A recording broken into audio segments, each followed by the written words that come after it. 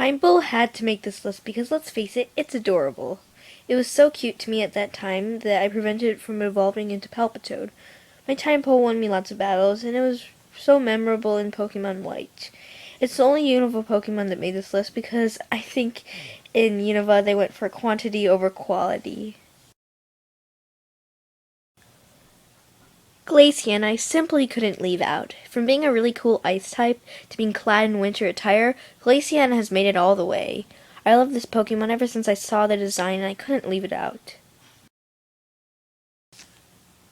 Surprisingly enough, Lopunny is not a bad Pokemon. Despite it being a normal type, which has many disadvantages, it turned out to be pretty good. Trust me, Lopunnies are unstoppable once you teach it Return. Lopunny will return the favor once it savagely faints a Pokemon for you with Return.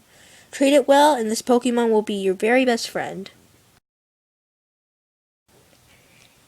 Is it just me, or does Sylvia have something about it that triggers your happiness? Every time I see Sylvia, I think it's just an adorable, lovable, and downright makes you feel happy. I honestly think that this Pokemon is a god or something, because before I saw Sylveon, I hated fairy types like bacon being fried. Don't get me wrong though, I hate all fairy types except for Sylveon. Kingdra is definitely one of my most impressive Pokemon. Catch a wimpy horsey and look where it takes you. Kingdra is a very powerful Pokemon and a good addition for your party. Water and Dragon, I must say, is a mighty fine combo because Kingdra does not have many weaknesses. Get a Kingdra and be rest assured you won't regret it. You are probably wondering, what the heck? I'm sorry, but my Sentret was the first Pokemon I caught in my entire life. My Furret, Anne, who's actually a boy, I don't know why, brings back my first memories of Pokemon, and I will never forget Anne. Strangely, I dumped Anne in the PC after I beat Morty. That was the first time Anne failed me. When I first found out Scyther existed was when I battled Bugsy. Since I knew absolutely nothing about Pokemon, I thought it was the best Pokemon there was. I was not completely wrong, though. Slicer and Scizor have a very high attack, and they're probably one of the best bug-type Pokemon there ever was created. For about 3 months, I was obsessed with Slicer. I caught a Slicer finally, and I named it Cutie. I still have Cutie to this day, demolishing every Pokemon in its way. Hey, that rhymes! Politoed is a must-have for this list for one main reason.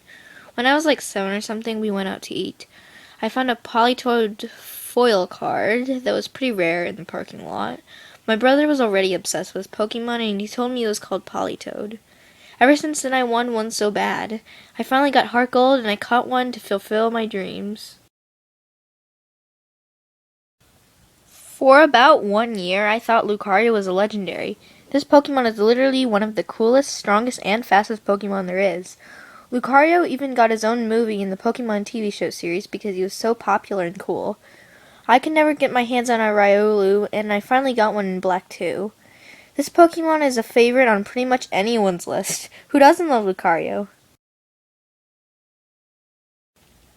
Me and the Pokemon Ampharos go way, way, way back. I first caught my Mareep right outside of Violet City after being Falconer. I thought it was so cute, so when I got to go around the city, I left Mareep in the daycare along with Sandshrew. I came back way later after getting a bunch of Mareep eggs that I didn't need. I took out Mareep at level 40 along with my Sandshrew at level 40. I had practically completed most of the game, so I continued on with Mareep, evolving it later into Ampharos. I have stuck with it ever since, along with my 12 or so baby Mareeps and one Flaffy. I also have Ampharos in my Black 2 game, making it my all-time favorite Pokemon. I can officially say my life would be so much different without Ampharos.